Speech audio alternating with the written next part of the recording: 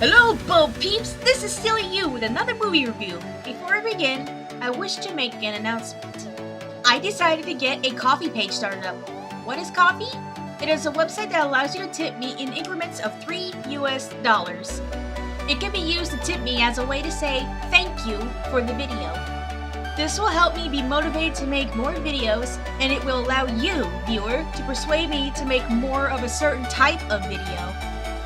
All you have to do is tell me which video you tipped from. And now, it is time for the review. We Are Back, A Dinosaur Story is a theatrically released animated movie directed by Steven Spielberg. It is also one of the few animated movies released by his founded studio, Emblemation. It was released 5 months after Jurassic Park kickstarted the dinosaur craze of the 90s. Perhaps it was an alternative to Jurassic Park and how it portrayed its dinosaurs as savage killer animals. However, Jurassic Park was embraced by kids who could handle the intense scenes thanks to the marketing towards them and its popularity. We Are Back faded into obscurity over time, and it also has met with unfavorable reviews then and now, most recently. How did I like the film? It was one of my most favorite animated films of the time, and it also kickstarted my massive interest in dinosaurs. I forgot about the film over time until recently when the urge to watch it again was very strong. How did it hold up? Let's find out! I wish to start with the most positive things about this movie. The animation is gorgeous with its bright colors and the details put into every scene. The character designs are pretty unique and they are very child-friendly during appropriate scenes. The voice actors did a very good job on their roles, and it is very nice to hear the voice of Julia Child, one of my favorite cooks. Welcome to New York City! Fun fact, this is her only movie role where she does not play as herself as a host of a cooking show. There is only one musical number in the entire film, and it turns out to be the most iconic scene in the movie. Roll back the rock to the dawn of time when the earth was smoking and the lava flowed. Roll back the rock to the dawn of time. You can blow your cool just like a volcano. The best thing about this movie is that it directly speaks to the kids that see it.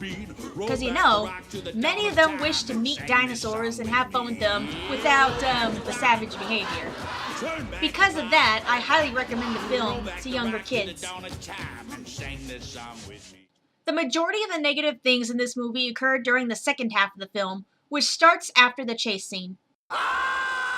Even as a wee little lamb, the sudden change of the overall mood bothers me. It starts out as a fun film, and then it suddenly turns into some form of drama with its spooky elements added to it. Moments like these are indeed welcome, but the change must happen gradually for this reason. The next issue is Professor Screw Eyes. I honestly don't see him as bad as his brother describes him to be, honestly. He is a founder of a horror-themed circus, which could have been his destiny because of his lost eye. Why? He probably freaked out a lot of kids with his poked-out eye and the screw replacement since he was a kid. Eventually, he accepted the fact that he will always scare people and never have friends, so he used that ability to start his circus. That's not a bad thing. That's using lemons life gave him for lemonade. Well, suppose you could say why he's bad because he wants to scare kiddies instead of appeal to the older horror fans. Here's the thing though, most of his audience members are older people in the movie.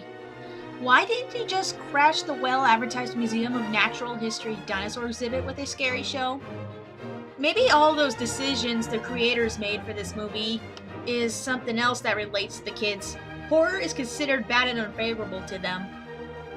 There is also Stubbs the Clown. He is not a bad character because he helps the kids out while they stayed at the circus, and he is genuinely funny. He's simply misplaced. If Professor Screw Eyes wanted a scary show, why didn't he hire a scary clown actor? After all, the fear of clowns is very common. Just make sure they don't go killing people like those wild ones. The last flaw is the climactic circus scene. Don't get me wrong, the first part of this scene is really awesome with its effects and scary monsters. Before the show started, the main dinosaur cast took some pills called Brain Drain that counteracts the Brain Grain cereal they ate to become smart and civil. At this stage, they are considered as wild and highly dangerous animals. Human speech could not be understood, nor could be learned. To top it off, they would run on instinctual programming all animals have. At a noisy circus, they are probably in fight or flight, scared as much as the audience is. If they weren't shackled down prior, they would do anything to escape. For Rex, he may pick up a meal or two before running off. With that in mind, that bullshit power of love ex machina should not work. That and Professor Screw Eyes' demise without proper development makes the ending feel like it was rushed. Since I like this movie enough, I think there should be another tryout with some heavy reconstruction on the second act. The first fix would be to have Professor Screw Eyes slowly fade into the movie to help transit the movie's mood properly and develop his character. He should be made more sinister with his motive to get children crying and screaming for his personal satisfaction. Talk about mean, bro. Another idea is to introduce a fifth dinosaur character that is introduced later in the film. A raptor-type dinosaur would be ideal since they are known to be intelligent. He hates kids, and Hal Goodman wants them to be goody-goody with them. Due to a similar interest in making kids cry, he would happily work with Professor Screw Eyes. This could path out in two ways. One path is a raptor plots to betray Screw Eyes and take over the show with the magical Screw and the Crow army on his side. The other has Screw Eyes betraying the raptor so a scary dinosaur act with the existing crew could be bigger and better. This would backfire and the raptor would change to the good side as an anti-hero who wants to get Professor Screw Eyes back for making him primitive with the brain drain pill. Either way, he would be responsible for Professor Screw Eyes' demise that scares the audience away. After the arrival of the ship, he would be punished in a humorous way of being taught about being nice from a Barney parody mascot. Wouldn't that be funny? The last fixture would be how the dinosaur characters become bubbly and friendly after the brain drain treatment. In the real film, Goodman heard Clara's wish about not letting bad happen on his radio. Instead of the ship arrival after the power of love, it could arrive before in response to the wish. The alien will be the one to feed the dinosaurs more of the brain with the help of the kids. It is an ex machina, but it's far more believable because brain has already been integrated into the movie, especially during the explanation of the drain brain. Of course, the regular ending where the dinosaur characters at the museum should be left intact. In conclusion, it has some good things going for it. However, it needs some more work to transform it into a more ideal movie. Let's get Tim Burton on this and make it happen. At least I can say this is why fanfiction exists.